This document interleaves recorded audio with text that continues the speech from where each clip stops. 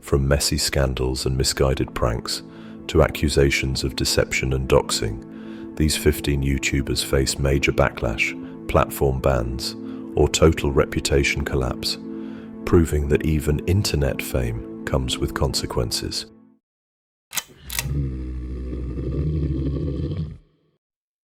15 Idubbbz. There was a time when Idubbbz was seen as YouTube's no-nonsense critic, cutting through online fakery with sharp edits, dark humor, and a series called Content Cop that earned millions of views and controversy in equal measure. But by 2025, the creator behind the camera, Ian Carter, would be reckoning with the legacy of the very content that made him famous.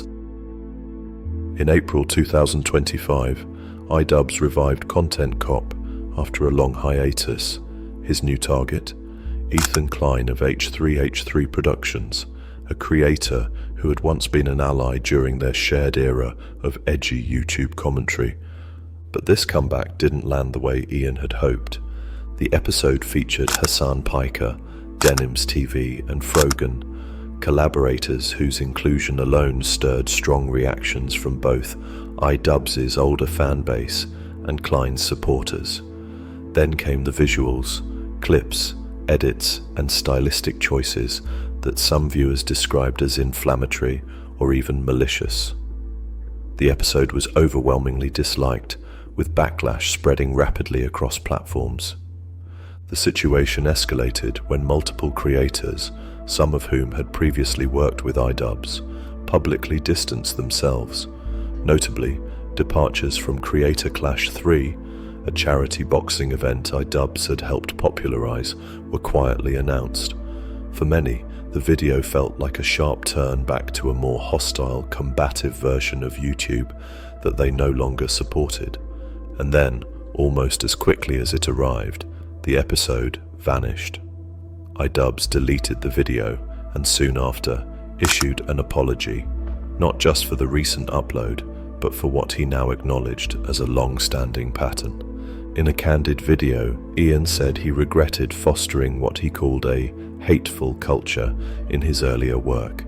He admitted that his past content had, at times, crossed lines and empowered the very behavior he used to claim he was criticizing. He acknowledged that personal growth had changed his views and that his audience had every right to be disappointed. The apology was met with mixed reactions. Some fans appreciated the transparency and growth. Others felt the damage was already done, and that the relaunch of Content Cop only reminded them of why they had moved on. For better or worse, Idubbbz's legacy is still being written. Once celebrated as a fearless online critic, he's now navigating a more complex reality, one where accountability, tone, and past influence all collide. Whether he'll rebuild trust with audiences or step further out of the spotlight remains unclear. But one thing's certain, even the king of call-outs isn't immune to being called out himself. 14. Tati Westbrook. Tati Westbrook used to be seen as the poised, level-headed matriarch of the YouTube beauty world. Her product reviews were trusted, her skincare line had a loyal base, and she was widely respected for staying out of drama. Until May 2019. That's when everything changed. In a now infamous 43-minute video titled "Bye Sister," Tati called out her longtime friend and mentee, James Charles. She accused him of betraying her trust by endorsing a rival brand, Sugar Bear Hair, and went on to make more serious allegations involving inappropriate behavior towards straight men. The video sparked an immediate internet firestorm. James Charles, just 19 at the time, lost over 3 million subscribers within days, the steepest drop ever recorded on the platform at that time. Meanwhile, Tati's following surged, briefly, but things didn't stay in her favor for long. James responded with receipts, screenshots, and context that contradicted many of Tati's claims. Other creators, including Jeffree Star and Shane Dawson, jumped into the drama, fueling a beauty community meltdown that became known as Dramageddon 2.0. As public perception began shifting again, Tati took down the original video. In a follow-up post, she said she regretted airing it all publicly and admitted to being manipulated by others behind the scenes. Many fans began to question who was telling the truth, or whether anyone really was. The backlash didn't just affect her reputation, it hit her business. Halo Beauty, her supplement brand, began facing lawsuits and internal conflict. By 2022, she announced she was stepping back from content creation and would be focusing on her health and legal issues. Fast forward to 2024 and 2025, Tati re-emerged quietly. After settling her lawsuit, she shared plans to relaunch Halo Beauty with a clearer direction and renewed sense of purpose. But the internet hadn't forgotten. Despite a small wave of returning supporters, the days of Tati being seen as the moral compass of beauty YouTube were long gone. Her story serves as a cautionary tale about how fast reputations can change and how public call-outs, no matter how justified they feel, can spiral beyond anyone's control, because in the world of beauty influencers, nothing stays polished forever. 13. Rachel Hollis. At one point, Rachel Hollis was one of the most sought-after self-help voices in the influencer world. Her book, Girl, Wash Your Face, became a bestseller, her conferences sold out, and her social media following skyrocketed.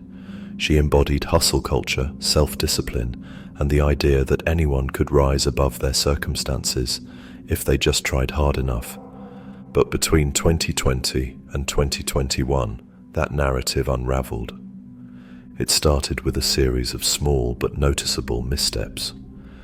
Viewers began pointing out that Hollis often shared famous quotes, sometimes from Maya Angelou or Eleanor Roosevelt, without attribution, framing them as her own insights. Then came the revelations that entire passages from her books and talks resembled existing content by other authors, including motivational speaker Jim Rohn. These accusations of plagiarism quickly took root online. Then, in April 2021, came the viral TikTok moment that pushed the criticism into overdrive. In a now-deleted video, Hollis shared how she had hired a housekeeper and emphasized that she wasn't relatable because she worked hard to earn that privilege. But what truly caused outrage was when she compared herself to historical icons like Harriet Tubman. Many felt the comparison was not only tone-deaf, but revealed a deeper misunderstanding of privilege and history. Backlash was swift and widespread. Rachel responded with a written apology that many felt was defensive and failed to fully take responsibility. She followed up with another statement trying to clarify her intent, but the damage had already taken hold. Speaking engagements were quietly cancelled. Her once buzzing social media accounts saw a steep decline in interaction. Planned events were postponed or shelved, and major brand partnerships faded out of view. Her company, once poised for a major lifestyle expansion, scaled back significantly. Behind the scenes, Rachel Hollis seemed to take a step back to reevaluate. She disappeared from content creation for a time, and when she did return, it was with a softer, more introspective tone. But her influence, once seen as unstoppable, had been fundamentally shaken. Her story is a stark reminder that audiences today hold creators accountable, not just for what they sell, but how they frame their success and their values. And in the age of social media, a single moment can change everything. 12. Boogie2988. Boogie2988 was once one of YouTube's most relatable creators, a voice for the outcasts, the anxious, and the gamers who didn't quite fit in. His raw vulnerability, humor, and online persona. Francis gave him a unique connection with fans, but by 2024, that connection was tested in ways many didn't see coming. The breaking point came with the launch of Faddy Coin, a cryptocurrency Boogie promoted on his social media platforms. Marketed as a project with good intentions, it didn't take long for followers and investors to notice red flags. The coin plummeted in value soon after its promotion, leading many to accuse Boogie of hyping a pump and dump scheme. Some felt misled, especially as Boogie publicly admitted he hadn't done much due diligence before promoting it. In the middle of that controversy, another issue resurfaced: claims that Boogie had lied about having cancer to garner sympathy. While Boogie had posted vague statements about his health in previous years, critics pointed out inconsistencies, suggesting he exaggerated or misrepresented his condition during times of public backlash. He denied intentionally misleading his audience, but the distrust only grew. Complicating things further, old tweets and live stream clips featuring racially insensitive jokes and questionable remarks were recirculated, prompting deeper conversations about Boogie's pattern of controversial behavior. Though he had previously apologized for some of these moments, the resurfacing added fuel to an already raging fire. The fallout was swift. Boogie's YouTube engagement declined, and he faced temporary suspensions from certain platforms. Sponsors quietly stepped away. The community that had once rallied around his mental health transparency now viewed him with skepticism. Even longtime followers admitted they felt exhausted, caught between wanting to believe in his growth and being burned too many times. In a video response, Boogie apologized for the crypto controversy and admitted his judgment was clouded by desperation. He promised to help affected fans recover losses, though how remained unclear. He also addressed his past behavior, once again asking for grace. But for many, it wasn't just about one mistake, it was the accumulation. Boogie 2988's story isn't just one of a fall from grace. It's a reflection of how internet fame, vulnerability, and repeated missteps can erode even the strongest of parasocial bonds.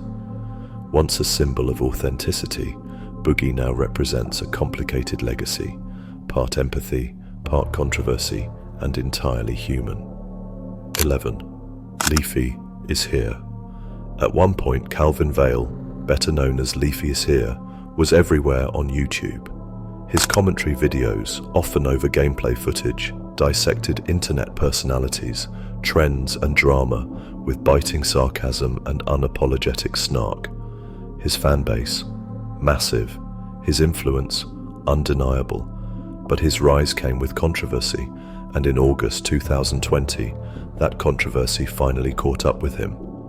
After years of pushing boundaries, Leafy was permanently banned from YouTube for what the platform called repeated violations of its harassment and bullying policies. While YouTube didn't specify every offense, it was widely believed the final straw was a string of videos targeting creator Pokimane, which included mocking her appearance, personal life, and attacking her fanbase. Critics pointed out that this wasn't new behavior. Leafy had long made similar content, with some of his most infamous videos focusing on creators like Keemstar, Onishan, and even vulnerable individuals.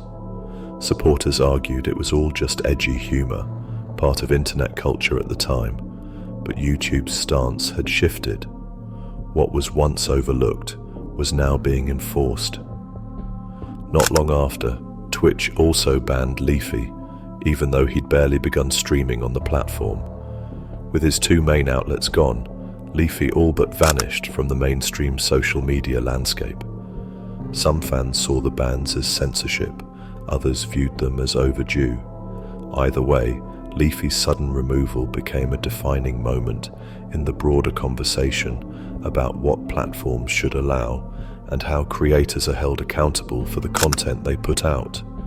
In response, Leafy did post a few short-lived updates on lesser-known platforms, hinting at a possible comeback.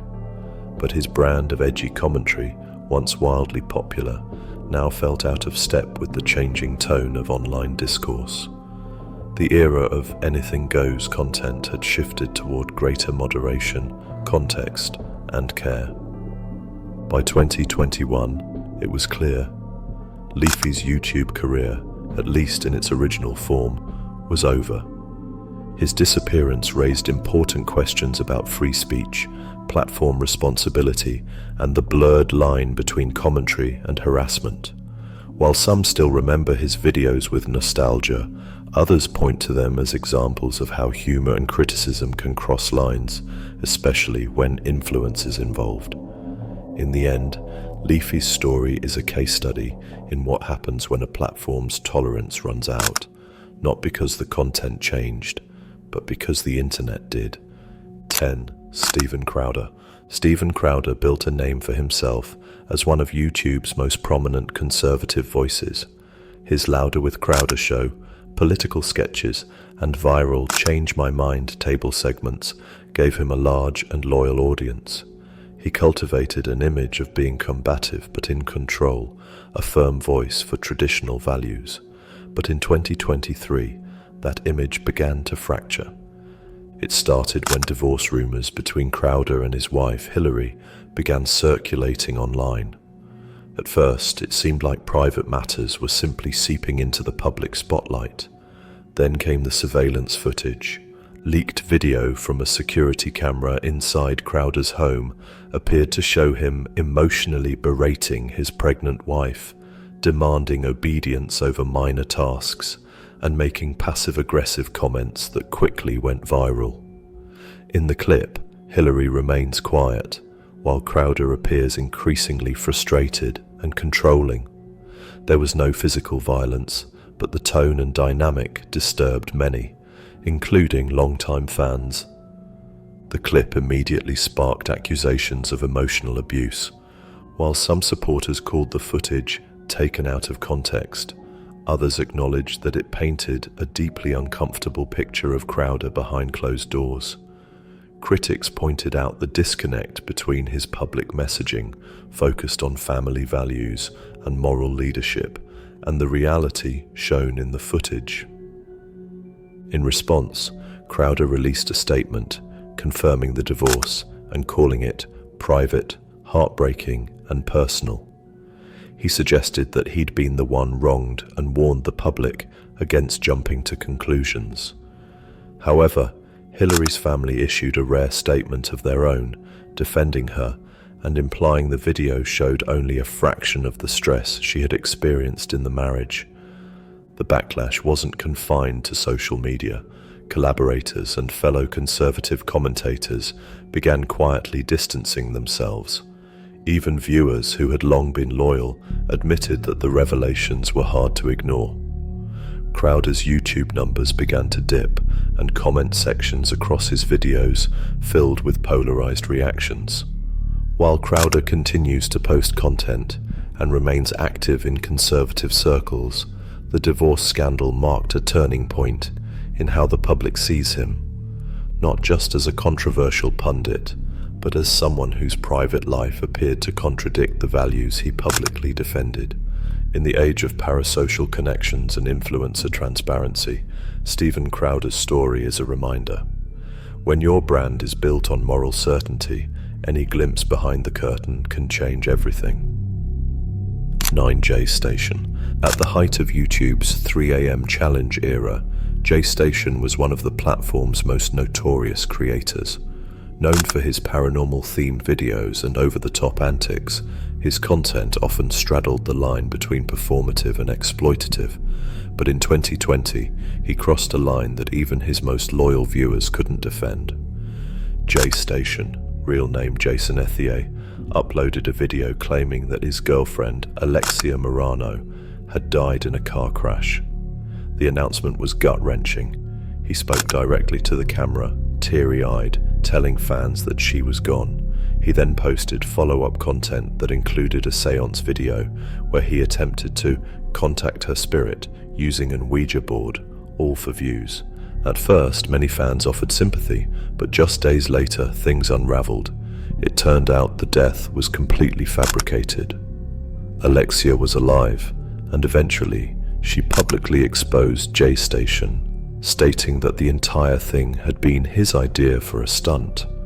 According to her, she went along with parts of it before realizing how far it would go, and eventually she left. JStation would later admit that it was all fake, though he insisted it was meant as a plan to boost traffic for their joint channel. The internet response was swift and unforgiving. JStation was demonetized by YouTube, and calls for his account to be removed echoed across social platforms.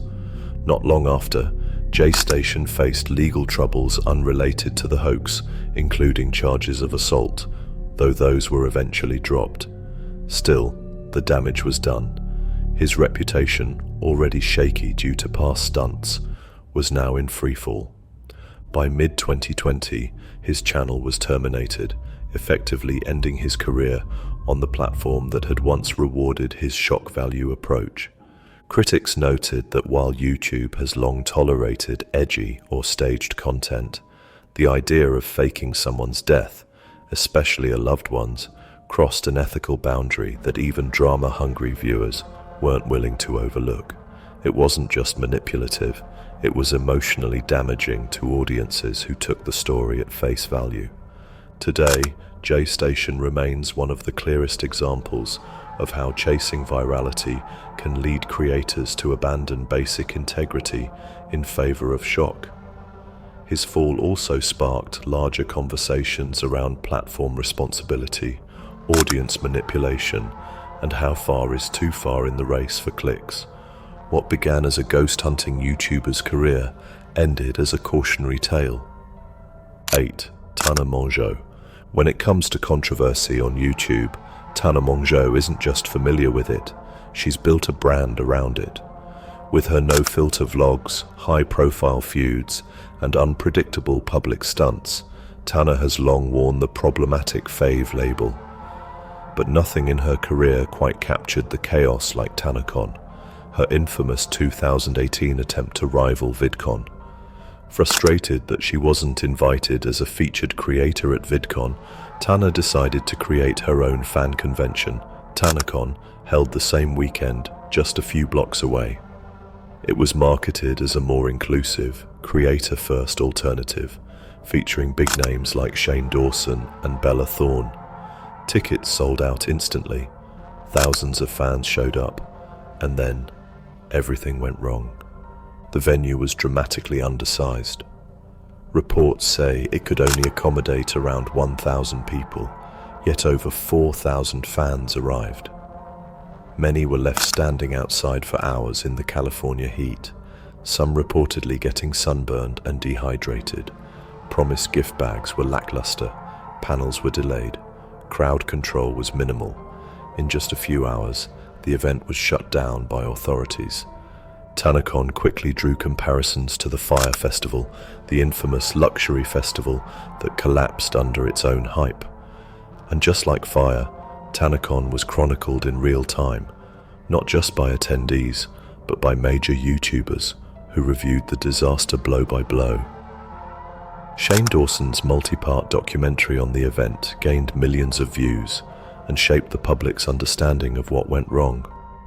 Tana responded with apologies, explanations, and several now deleted videos. She blamed the event organizer, Good Times, while also acknowledging her own role. Refunds were eventually issued, but the damage to her reputation lingered for years. Still, in true Tana fashion, she didn't disappear. She leaned into the chaos, continued vlogging, launched a reality show, MTV's No Filter, Tana Turns 21, and stayed relevant through a mix of business moves, public relationships, and self-aware humor. But TanaCon remains a defining moment, not just in her career, but in YouTube culture. It highlighted the risks of influencer-led events, the blurred line between authenticity and accountability, and the dangers of underestimating logistics in the digital age. For better or worse, Tana Mongeau proved she could command an audience, but TanaCon showed that commanding an audience and managing one are two very different things. 7. Johnnie Guilbert.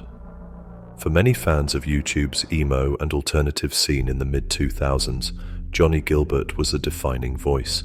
With his raw, introspective music and heartfelt mental health advocacy, Guilbert quickly built a devoted fan base, mostly teens who resonated with his vulnerability, aesthetic, and commitment to authenticity.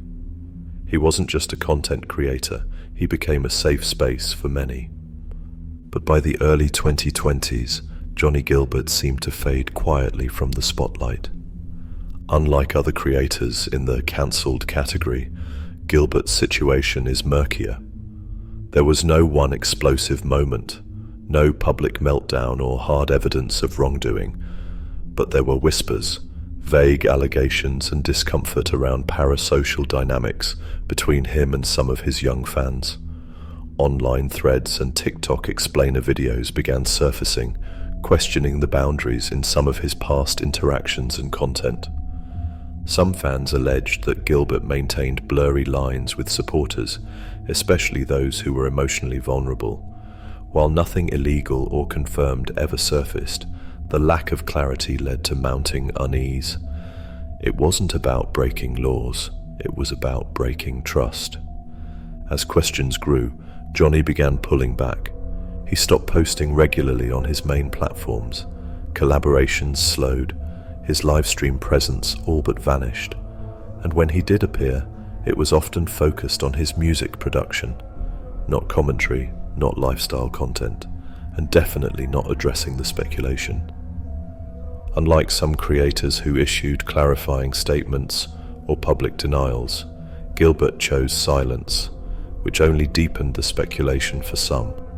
His absence became part of the narrative. Fans who had once followed him closely began posting tributes and "Where is he now?" videos, highlighting how someone so present in their lives could vanish without explanation. That disappearance is what makes Johnnie Guilbert's story feel eerie in hindsight. There was no platform ban, no expose, just a slow retreat and a growing collective sense that something had shifted, and not necessarily for the better.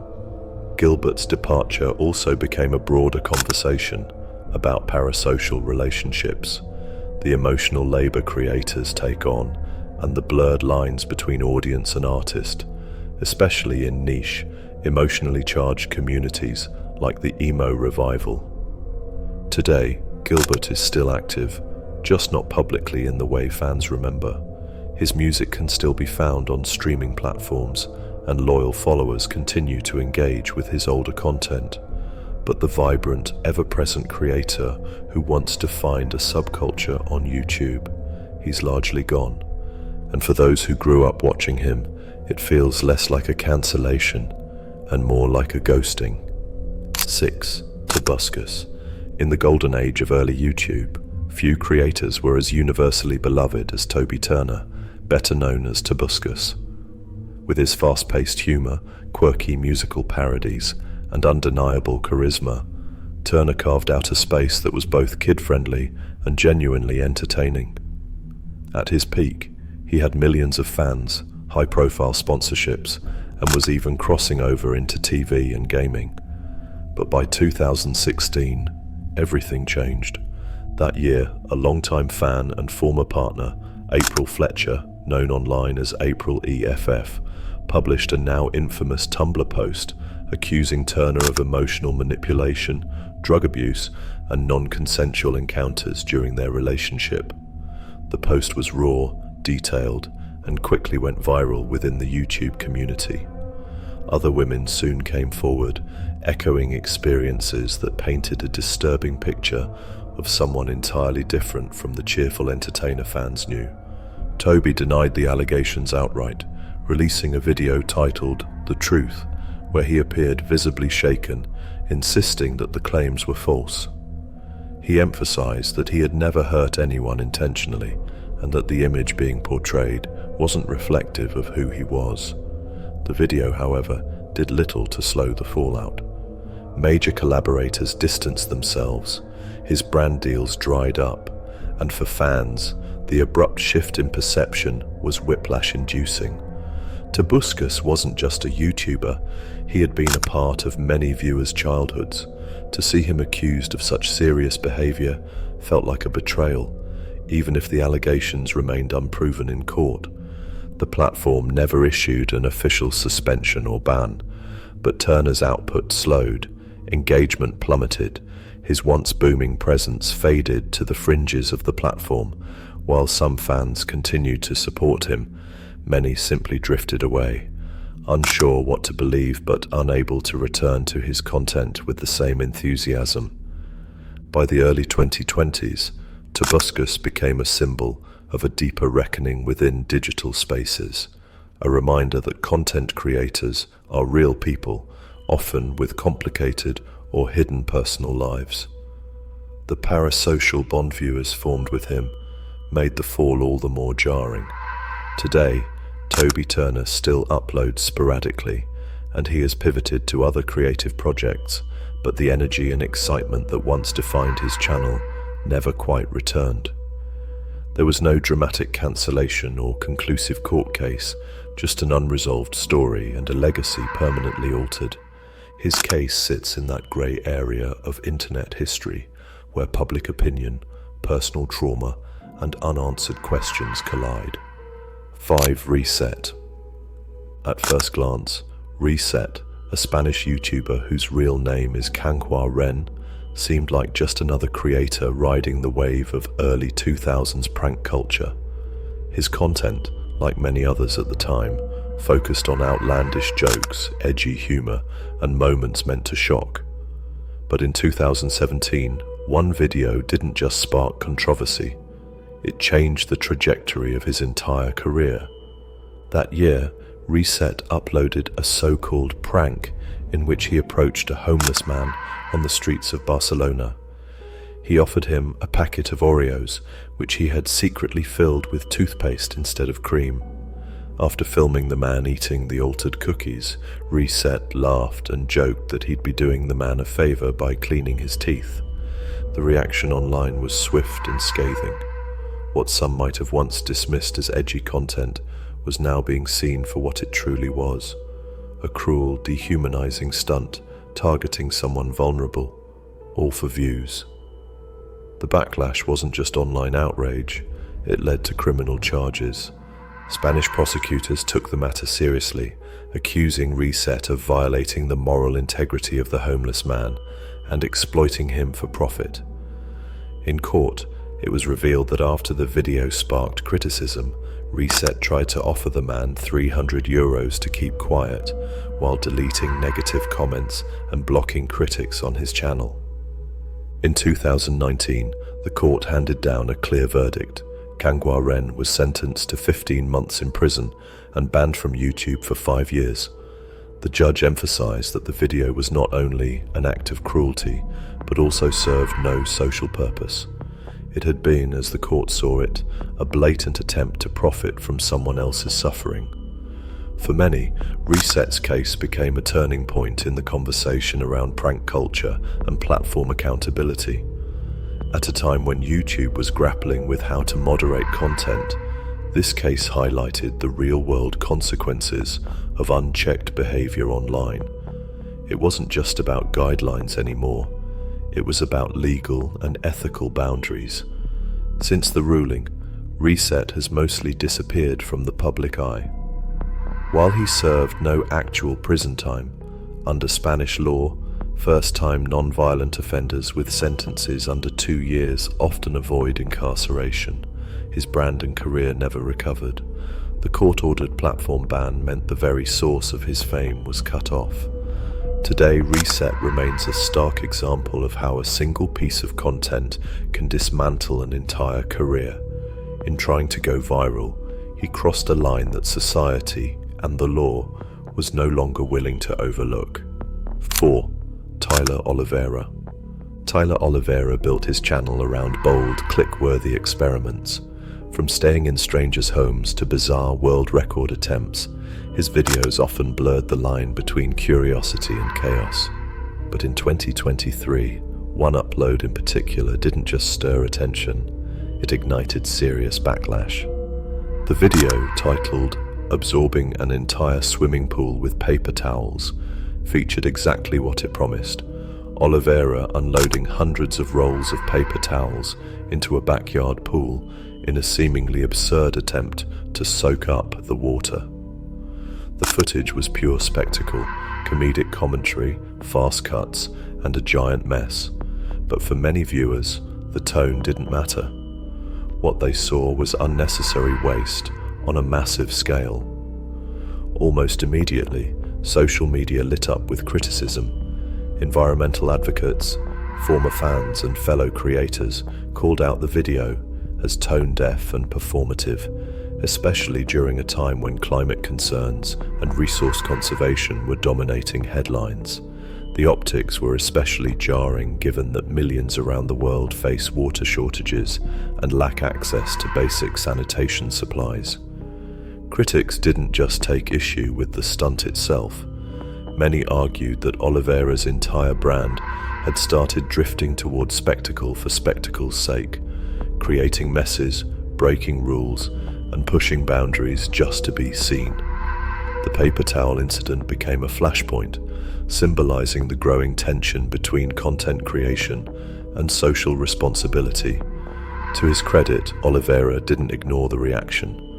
In the days following the video's virality, he posted a public apology on both YouTube and Twitter. In it, he acknowledged the poor judgment behind the stunt, explained that much of the cleanup and materials were handled responsibly, off-camera, and committed to reassessing future content. He also stated he would be donating to environmental organizations, a gesture meant to signal genuine reflection, though opinions remained split. Still, the damage to his image had been done.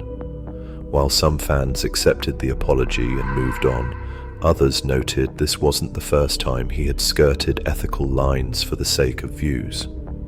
Over time, even supporters began to question the deeper value of the content, asking, when does entertainment cross into wastefulness? Today, Tyler Oliveira continues to create, albeit with a slightly more measured approach. His recent videos still feature wild ideas, but there's a noticeable shift. More transparency, clearer boundaries, and a conscious effort to avoid the kind of blowback that followed the pool incident. For many creators, the lesson is clear. Outrage might drive traffic, but it doesn't guarantee longevity. The paper towel stunt may have grabbed attention, but it also reminded the internet that not all virality is worth the cost. 3. Vantablack Planet Balls. Vantablack Planet Balls was once a rising star in the quirky, highly niche Planet Balls community, a subculture of animated, educational, and often comedic content featuring country or planet-based characters. His distinct art style, clever satire, and sharp commentary helped him carve out a loyal fan base. But in 2024, everything changed with a single post that many argue crossed the line from internet drama into real-world harm. In an apparent effort to expose or confront another creator during an online feud, Vantablack posted what he claimed was that person's real name and Gmail address, information that had never been shared publicly. The intent, according to him, was to call out behavior he believed was dishonest or harmful to the community. But regardless of motivation, the act was immediately recognized for what it was: doxing. Doxing, publishing private or identifying information about someone without their consent, is widely considered a violation of online norms and platform policies. Even in a space known for chaotic humor and edgy satire, this move was too far. The backlash was instant. Viewers, fellow creators, and moderators across community forums condemned the post, while others review-bombed Vantablack's older videos and shared warnings across social platforms. The fallout escalated quickly. Not only did Vantablack lose thousands of subscribers almost overnight, but his name became a cautionary tale within the very fandom that once supported him. Accusations of harassment, manipulation, and clout chasing surfaced from both fans and collaborators who had worked with him in the past. In response, Vantablack offered an apology post that was viewed by many as too little, too late. While he acknowledged that sharing the personal information had been a mistake, some critics noted the lack of direct accountability and the absence of any visible action to undo the harm. By the end of 2024, most of his content had either been deleted or buried under a flood of critical comments, and his presence in the community had all but vanished. Whether by choice or exile, Vantablack Planet Balls became yet another cautionary figure in creator culture, reminding everyone that audiences may tolerate edgy jokes, but they draw the line at real-world harm. 2.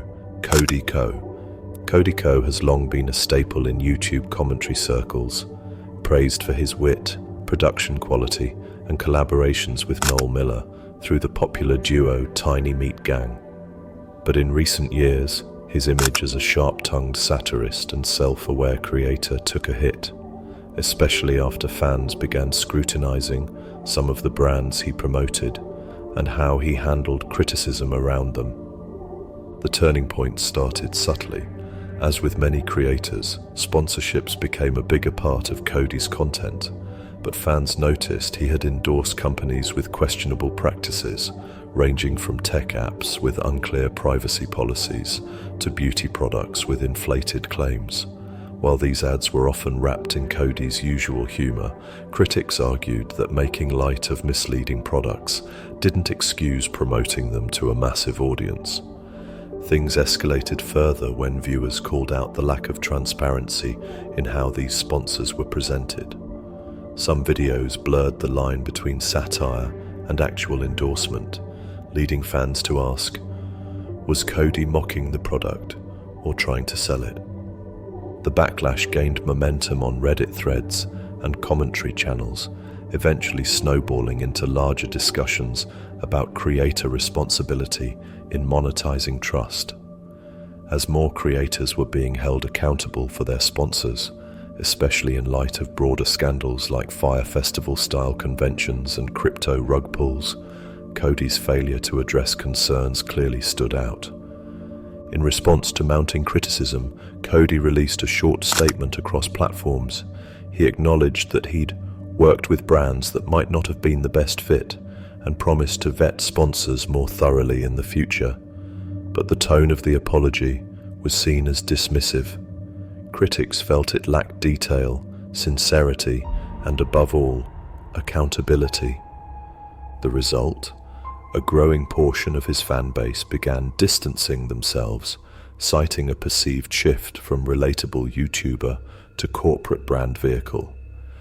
Though his content remained polished and humorous, some claimed it had lost its edge, becoming safer, more curated, and less critical, especially compared to his earlier videos calling out internet absurdities. To be clear, Cody Ko hasn't been cancelled in the traditional sense. He still has a loyal audience, and his career remains active and monetized. But the trust that once defined his relationship with viewers has undeniably taken a hit. For a creator whose brand was built on calling out cringe and spotting fake personas, fans began to wonder whether he had unintentionally become one. Now, as he pivots to new projects, including side channels, podcasts, and even short-form content, Cody finds himself walking a tightrope. He can still crack a joke like few others, but whether audiences will fully buy back into his authenticity remains to be seen. 1. Real Talk Politics. In May 2025, a quiet but impactful takedown shook a segment of Canadian YouTube. The permanent termination of Real Talk Politics, a politically charged commentary channel known for its hot takes on everything from public policy to national media narratives. The reason? According to YouTube, the creator violated policies concerning spam, deceptive practices, and scams. But depending on who you ask, this was either a justified policy enforcement or an example of political censorship. Real Talk Politics had gained traction over the past few years by producing straightforward, talking head videos with snappy titles and commentary critical of establishment politics.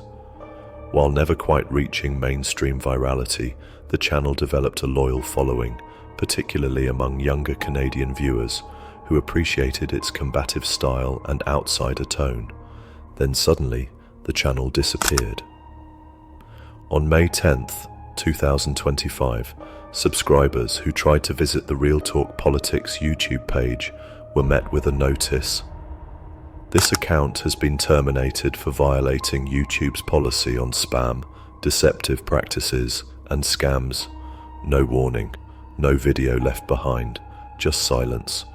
The creator behind the channel quickly responded, not on YouTube, but on other platforms like X, formerly Twitter, and BitChute, calling the takedown an act of political censorship.